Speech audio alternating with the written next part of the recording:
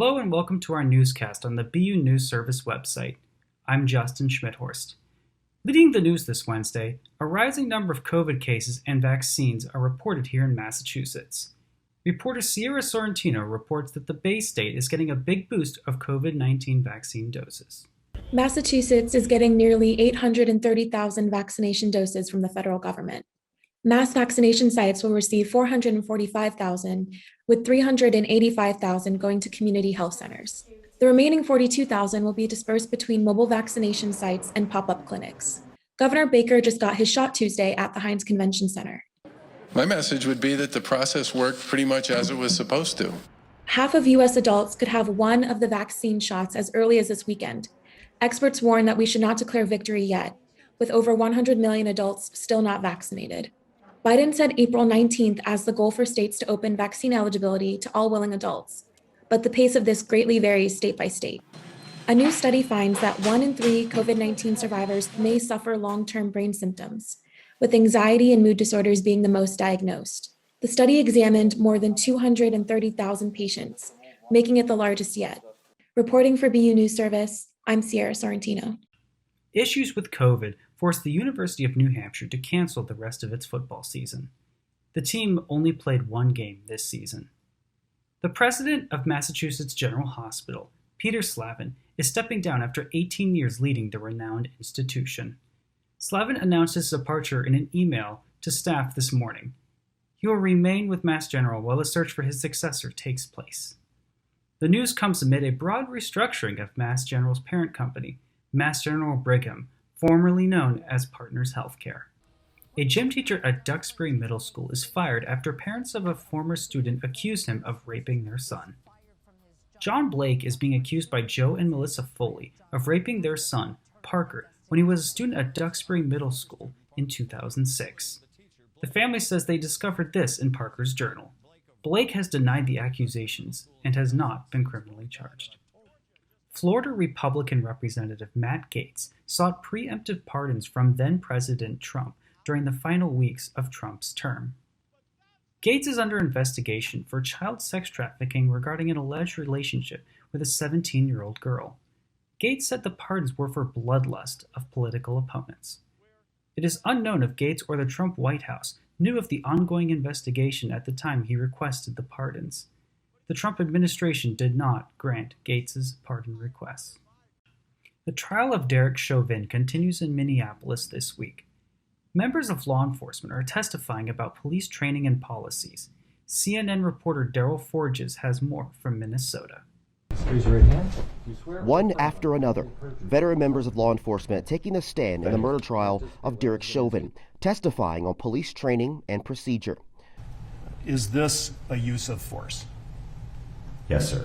The prosecution attempting to cut the heart of the defense's argument that then Minneapolis police officer Chauvin was following his training when he knelt on George Floyd's neck for over 9 minutes.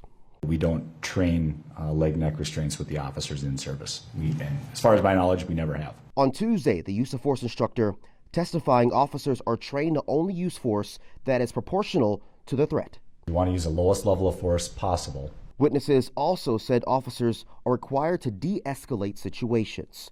We have the time to slow things down and reevaluate, reassess. And render aid. If you don't have a pulse on a person, you'll immediately start CPR. But in cross-examination, the defense maintaining Chauvin's actions were appropriate. Does this appear to be a neck restraint? No, sir. And argued use of force depends on the situation. There is no strict application of every single rule, agreed? Or every single technique? That is correct. An attorney for George Floyd's family says the testimony from members of law enforcement could make a big impact on the case. That really told us and shows us that Chauvin was very wrong, and what he did was a serious offense. In Minneapolis, I'm Daryl Forges. Derek Chauvin faces charges of manslaughter, second-degree murder, and third-degree murder in the death of George Floyd, a Massachusetts native killed during an attack on the Capitol last week, will lie in state there. Congressional leaders announced that Capitol Police Officer Billy Evans will lie in honor at the Capitol Rotunda. The North Adams native died when a suspect rammed a security checkpoint at the Capitol last Friday. Another officer was hurt and the suspect was killed. Ceremonies will take place this Tuesday. Coming up next, why Massachusetts drivers may face trouble this week. And a celebrated tradition returns. Opening day at Fenway. These stories and much more when we return.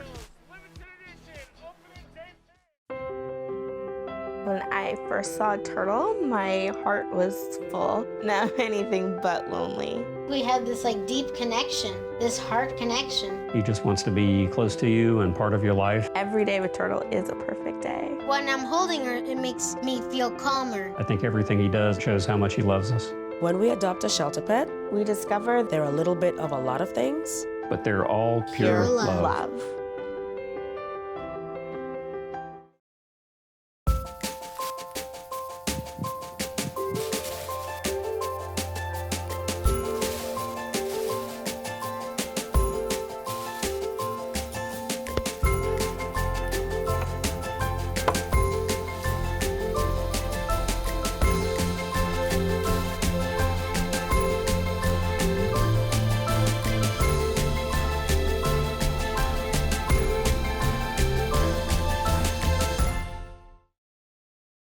Welcome back to our newscast.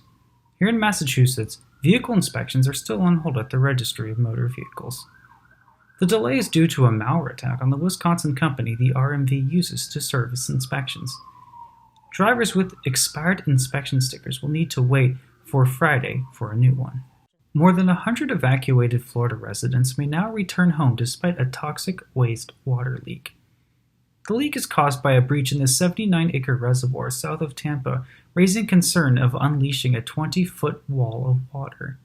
Around 34 million gallons per day are being moved from the reservoir through pumps and other methods. Around 180 million gallons of water have been removed so far. 2 New York doormen are fired after not intervening during an attack upon a 65-year-old Filipino-American woman almost 2 weeks ago. One of the 2 doormen closed the building's doors while a 65-year-old Filipino-American woman was attacked on the sidewalk outside. Building management said the 2 staff members had not followed, quote, required emergency and safety protocols, end quote. The attack follows a wave of assaults on Asian Americans during the past year. A Russian opposition leader is on a hunger strike in jail, despite reports of having a high temperature and a cough. Alexei Navalny is protesting prison officials' refusal to give him access to medical care. His team's Instagram account made the claims. Navalny was the victim of poisoning before his imprisonment and believes the Kremlin and President Putin were behind the attack. It looks like it is going to be a blockbuster summer for businesses on Cape Cod and the islands. So many visitors that business owners are worried. Hotel and restaurant owners are having trouble finding enough employees to handle the expected surge of vacation-starved visitors. COVID delays in visas for crucial foreign workers are blamed as well as a local shortage of available workers. Stormy weather caused the Red Sox to delay their opening day game last Thursday. BU News reporters Bart Tochi and Daphne Mark visited Fenway on Friday to gather all the sights, sounds, and smells of this year's opening game. Opening day is a Boston tradition. Normally the northwest corner of Fenway Park at the intersection of Brookline Avenue, Jersey Street, and David Ortiz Drive is bustling. Red Sox Orioles, limited edition, opening day pin. Sausage, all beef hot dog. But the vendors say the Red Sox 2021 opening day crowds were just not the same. Not much business, kind of feeling it out a little bit. A lot of downtime sitting out here twiddling your thumbs.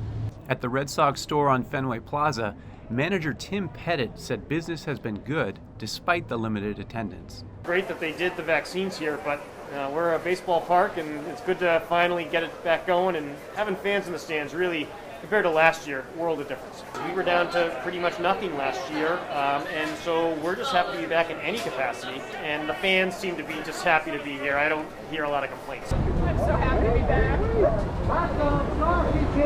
Pettit is not the only one glad to have Sox fans in Fenway. Arthur Alexander has attended every opening day for 63 consecutive years. And I travel from all over the country. They come here and I fly back. Except for last year, when he was stranded in Hawaii by the pandemic. If you're a fan, you're a fan. Good days, bad days. If you only pick the good days, you're not a fan. Alexander's streak began when he ditched graduate school at MIT in the 1950s with a classmate. He has that in common with some of the youngest park goers. I pulled him out of school early, so he had to have a full day of school yesterday. I just got him out early today. Another thing that unites Sox fans, young and old, a craving for a classic Fenway hot dog. For BU News Service, I'm Daphne Mark. And I'm Bart Tachi. The Red Sox play their next game at the Baltimore Orioles Thursday afternoon. Still to come, all the important weekend weather forecast, turnover time for our men in green, and Tom Brady talks about what's next.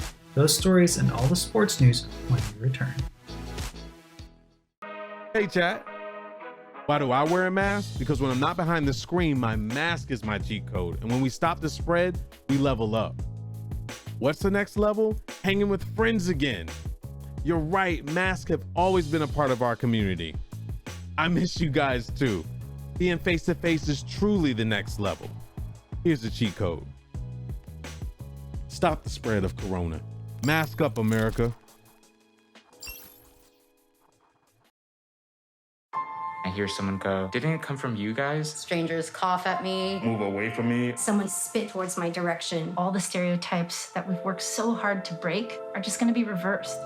And I won't let that happen. We all have to play our part. I donate my plasma. I've been making masks. We deserve respect as much as everybody else. I'm a firefighter, not a virus. I'm a mask maker, not a virus. I'm a nurse. I'm a delivery woman, chef, a neighbor, artist. Bus driver. I'm a doctor. Fight the virus. Fight the virus. Welcome back to the Newscast. We have a couple of mild days ahead, right, Daphne? That's right, Justin. It'll be pleasant and dry throughout the week, and then we might even get some slightly warmer weather before showers roll in over the weekend. We're starting with a clear sky this morning, but clouds will be increasing throughout the day. A light wind today will be bringing those clouds in, and that means it's going to be cooler along the coast. It's expected to be in the low 50s there in areas like Nantucket, where it's 52. It warms up as we reach Vineyard at 58. Then those inland parts of the state, like Fitchburg and Orange, will reach the mid 60s. It's in the mid 50s around Boston.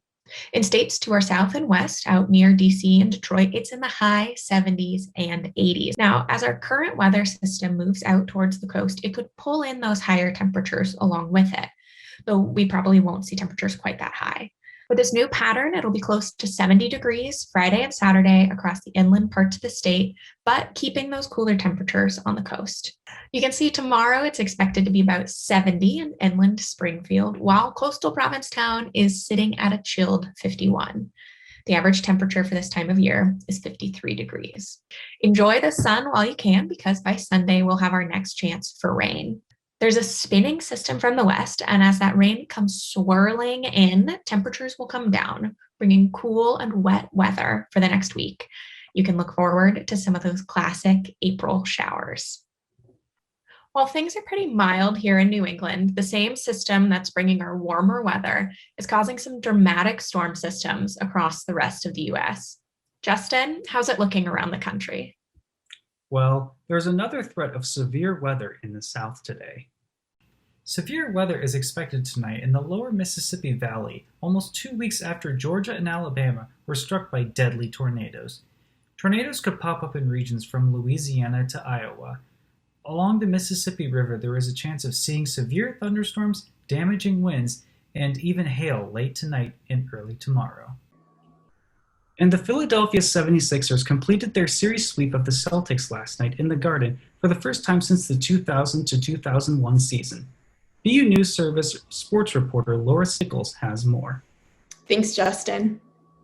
The C's had no answer for Joel Embiid last night. The MVP candidate racked up 35 points in the Sixers' 106-96 win. And Boston's 20 turnovers did not help their cause. The Celtics now have not won 3 in a row since before the All-Star break. After the game, Kemba Walker spoke about the team's slump. At the end of the day, you just have to adjust. You have to adapt. It's like this for everyone. It's tough. It's a hard year. It's been a very, very tough year for everybody, you know. So, you just gotta try to find a way, man. That's all you can do. Tonight, the Celtics host the New York Knicks. And in other NBA news, league sources announced this morning that the NBA expects all arenas to be at full capacity next season. They're also hopeful they can safely welcome additional fans in arenas this season. The league is partnering with biometric screening company Clear, which provides fans with a Health Pass app that includes health surveys and can link to COVID-19 lab results and vaccination records. The Orlando Magic, San Antonio Spurs, and Atlanta Hawks are already using the program. Tom Brady is continuing to dabble in the business world. Now he is launching a non-fungible token platform called Autograph. The platform will bring together the biggest names in sports, entertainment, fashion, and pop culture to create unique digital collectibles. On Tuesday morning on Good Morning America, the GOAT talked about what keeps him going. What do you have to say to those people now? I would say I was always kind of motivated by people that say, you can't do it. You're not good enough. You're not fast enough, not big enough. You don't have a good enough arm. I've had a body of work over a period of time. So, you just say, hey, quickly you forget. I think that's the great part about football. It's not really about what you did last year. It's kind of what you're going to do this year. So for me, it was what I was going to do for the Bucks last year. I still feel that way. And in case you forgot, that motivation looks like 7 Super Bowl rings and now an NFT company. Golfers at the Masters, which is set to begin in Georgia this week, are speaking out about the state's new restrictive voting laws. Rory McIlroy told reporters that voters should be able to get to the ballot boxes as easily as possible. Bryson DeChambeau said it's important that we treat everyone equally. On Tuesday, President Joe Biden praised the athletes and businesses that are speaking out against the laws. It is reassuring to see that for-profit operations and businesses are speaking up about how these new Jim Crow laws are just antithetical to who we are. The best way to deal with this is for Georgia and other states to smarten up. Round 1 of the tournament begins tomorrow. The Red Sox got a 6-5 win against the Tampa Bay Rays last night in extra innings. Boston started the season on a 3-game skid, but now has 2 wins over the Rays. The Sox have a chance to sweep the 3-game series and even out their record this afternoon at Fenway. And on Patriots Day weekend, the Red Sox won't actually be wearing red. Yes, Laura. Instead, I heard they're sporting new yellow and blue jerseys that honor the official colors of the Boston Marathon, which was made virtual this year. Some local businesses have suffered during the pandemic, and that includes independent booksellers. BU News Service's Valerie Wences visited Belmont Books to see how one local bookstore is doing in the midst of a pandemic. Nearly 1 year into the pandemic, things look a little different for Belmont Books. The independent bookseller now does 40% of its sales online, as compared to 5% pre-pandemic. One of the great pleasures of a bookstore is browsing and then picking up something that you really had no intention of buying. The pandemic forced Belmont Books owners Chris and Kathy Abuzaid to get creative when people couldn't be inside the store. They offer FaceTime appointments where staff can show customers books, and they set up pop-up displays on the sidewalk. New books really sell best when people can just see them on the shelf. Belmont Books sales are down almost 30% for 2020, which is in line with the entire independent bookseller industry, according to the Abuzaids. We think that what's kind of makes a neighborhood is having all of these little stores. And if you don't make the effort to go support them, then you're not going to have them anymore. Jerry Dickout, local retailer and president of the Belmont Center Business Association, says local businesses are a key part of the community. A local business gets to know the community, people, whereas big box stores or Amazon don't really know you. Belmont Books received a forgivable PPP loan and has applied for another. The bookstore has a cafe inside, and the Abuzaids hope to return it to in-person dining as soon as it's safe to do so. Reporting for BU News Service, I'm Valerie Wences. Belmont Books will be displaying books and other merchandise outside as early as next month when Belmont Center's thoroughfare partially closes down to allow more space for outdoor dining and merchandising. Today is National Beer Day. Whether your beer of choice is on the lighter side or a hoppy IPA, today is a day to raise a glass of your favorite pint. National Beer Day is on April 7th because in 1933, the measure that made the selling of low-alcoholic beverages like beer and wine in the United States legal again. And for the first time in more than a decade, Americans could step outside and enjoy a brew to celebrate. Cheers to beer. And that's it for our newscast for the BU News Service. I'm Justin Schmidhorst. Thanks for watching and have a great day.